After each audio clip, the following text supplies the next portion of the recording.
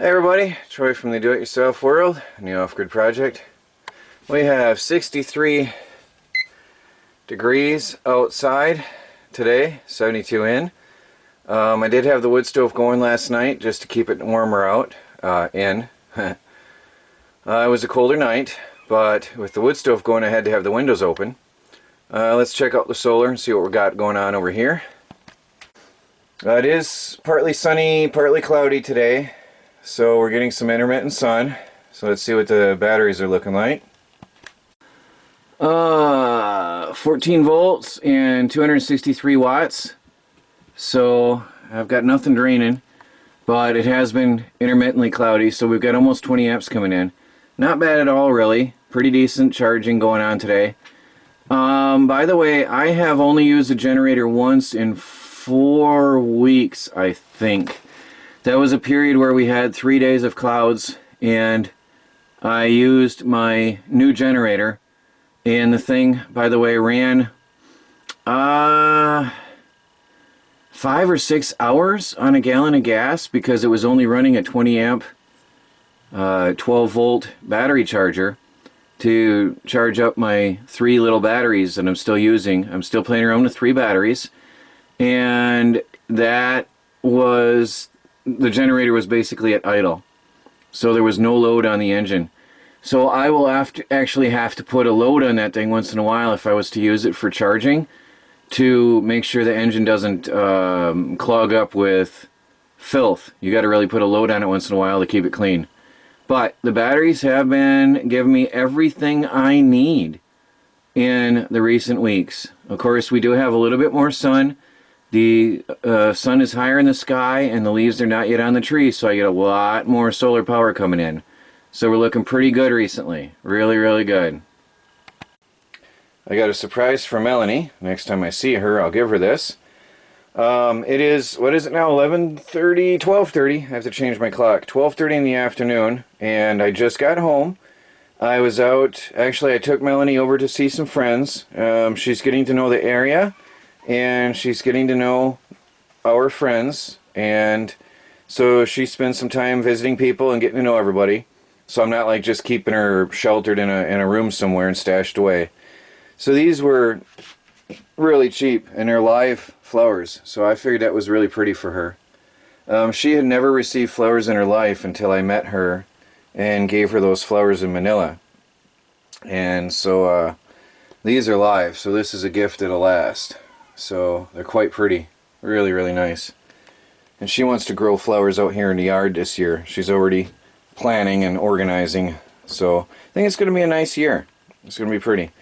Anyway, I was out, I dropped her off, and I had to run some errands, and now I'm heading out again. Let's take you on outside. Actually, I just went and checked the bantam chicken coop. Look at the size of these. Cute little tiny eggs. I did not think that the hens would lay eggs since I have disturbed them and put them in a new place, but sure they did. Look at that. Little tiny eggs. So I got 2 eggs overnight from the new bantam chicken coop, so that's pretty cool. Got a 6-gallon water container in the truck, and I got a 30-gallon water container in the bed, and I got a jack. A friend of mine needs some help with his truck, and I'm going to go over while I'm there and get some fresh clean water. And tomorrow, if it's not raining, is going to be laundry day at the off-grid homestead. And the reason I have to grab water is because my water comes off the roof of the tiny house and it smells like smoke, and I don't want our clothing smelling like smoke here at the homestead. So while I'm there, I'm just going to grab some well water from him, and it's clean and pure and drinkable and good anyway. And tomorrow will be laundry day at the homestead. Hopefully 30 gallons will be enough. I guess we'll find out. So I'll be back in a while. I gotta go help him out and see how long it takes, but I'll see y'all later. Well, heading back home. Sorry if it's a little bit shaky. I'm holding the camera on the dash. Maybe I should freehand it. Just getting back. It's a little bit after 3. Took my friend in to get his parts for his truck. Took over the jack that he needed. Got some drinking water. Had lunch together. Late lunch. And now it's time to head back to the homestead and get some work done. So, 3:30 in the afternoon, 72 degrees outside, 75 in. Clock is wrong, I have to change it. 3:40 in the afternoon, I guess you could say. Let's go check out the solar power. It's beautiful and sunny. It was supposed to be rainy, but I'm not complaining. We are in absorption mode, 14.8 volts. Now, that is not too high because your car runs about that voltage as well.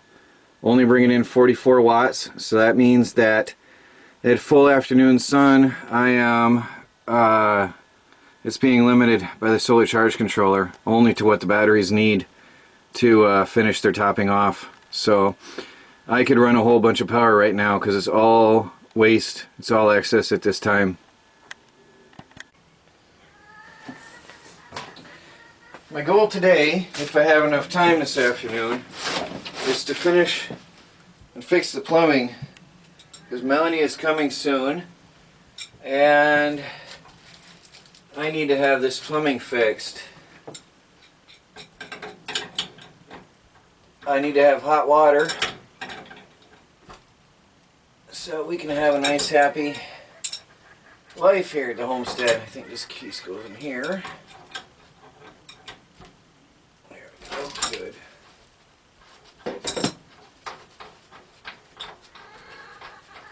Hope the rodents haven't hurt my propane lines. They always chew my propane lines. It's quite annoying. They've destroyed so many lines here at the homestead. Pull it off.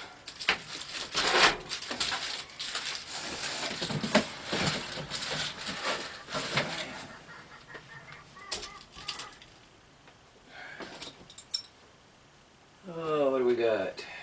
This goes on there.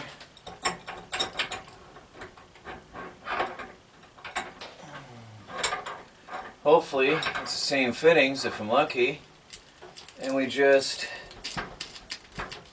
go from one to the next here. I really hope it's the same. Hate to have to make another trip into town.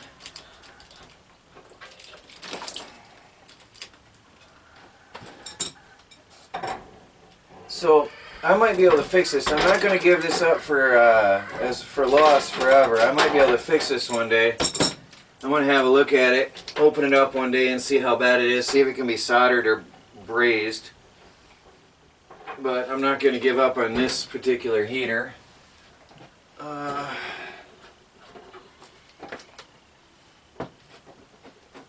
Okay, Phillips screwdriver. But hopefully I'll have hot running water here in the tiny house on wheels.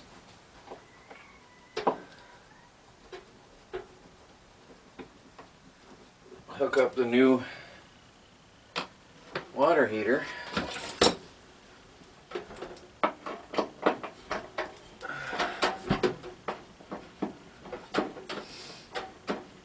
Really hope the fittings are the same. It'd be convenient.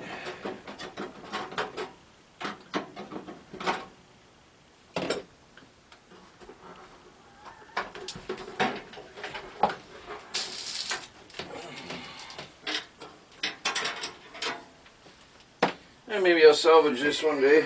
I do believe it's...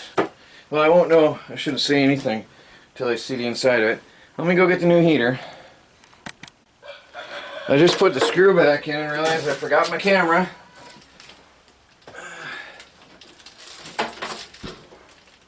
That one hangs on.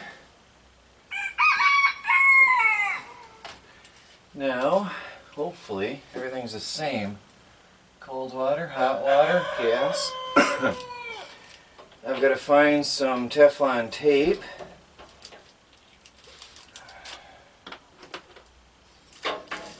But I think, yeah, it's the same thing. So we're good to go there. I don't know where. Okay, it's a little bit different from the other heater as far as the screw holes go, so I'll have to get a screw in there. But there's that. Now this does have, somebody told me it needs 1 inch clearance from the back behind it with anything flammable, and that does have 1-inch clearance built in to the frame of it, so we're going to go on that as well.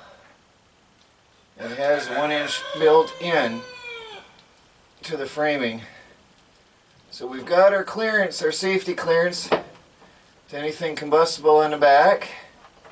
I want to thank whoever told me that, or I wouldn't have even double checked on that, because I know the other one was good the way it was.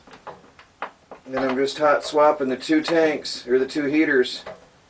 What's convenient is it looks like these things are pretty much standard fittings, all the same. So I've got to get myself some Teflon tape. I don't know where it is right now, so I've got to look that up in the gas line. If that's the same, yeah, that's going to be all the same. I'm going to have hot running water in a tiny house on wheels in a few minutes here, hopefully. Well, it depends on where that Teflon tape is. I have Teflon tape.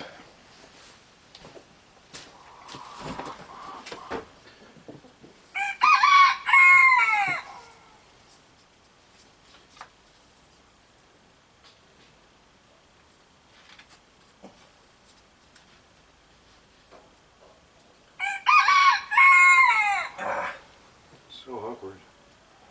Staticky too.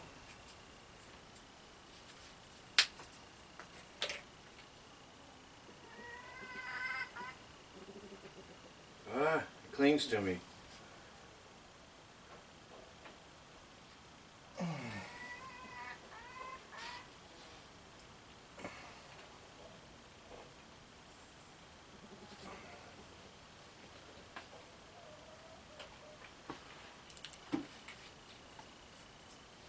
I got another egg from the Bantams. I went out when I got home and checked on their water and their food. I have another egg, so they're happy. At least their bodies are functioning anyway, whether they're happy or not, but they're functioning. Well, that's a good thing. I think they know they're safe, and I think they're happy. I like to think they're happy.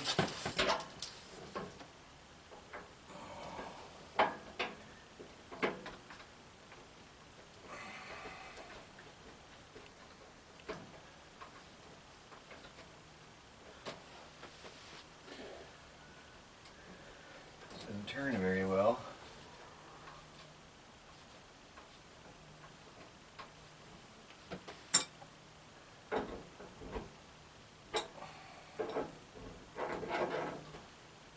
These are, if I remember right, regular garden hose fittings on these. That's why they're standard size. So you can hook them up at a campsite, hook them up in the garden, in the yard, hook them up wherever you want.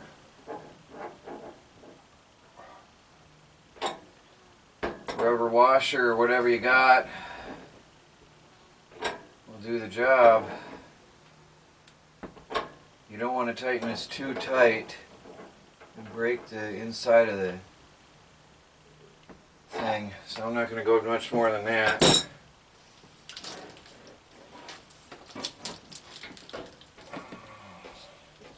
I'm probably going to move my water pump assembly over some more and then reconnect and redo the water lines. Where is that thing? He's hanging down here. My cold water line. I want to reroute over and put the water filter in while I'm at it today. Do it all up right. This will be the final fittings in the house today, except for the shower, which I do know I can now connect. Got a little bit of work to do the shower yet, but I can connect it. Alright, I want to make sure that that's going to be okay. I'll tighten these as needed. And then there's the battery compartment, however that works. Okay. Okay. That's weird. What's that? Oh, what do we need here? 2 C's, it looks like. Hopefully it's the same as the other I'll salvage them out of the other pump. So,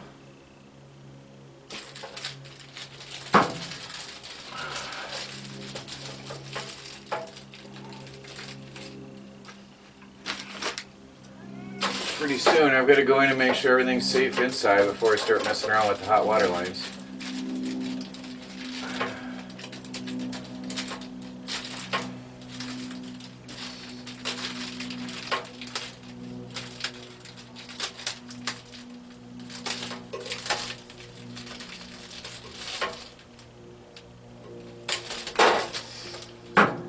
Okay, and then I'll check up there if I need a heat shield or not. If I feel that I need a heat shield up there, I'll add something to deflect the heat. But we'll see how that looks once I get it running.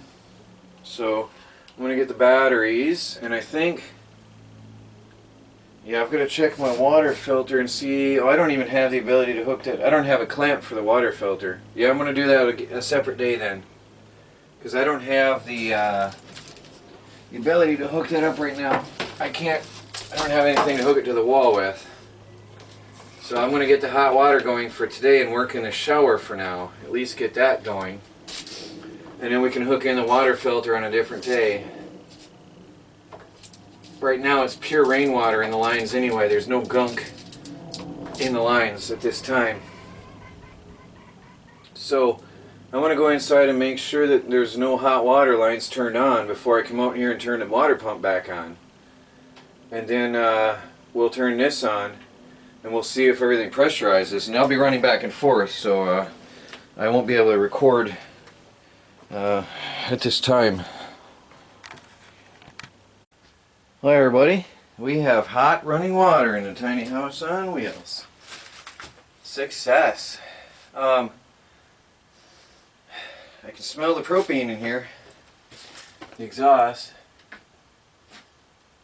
This is warm.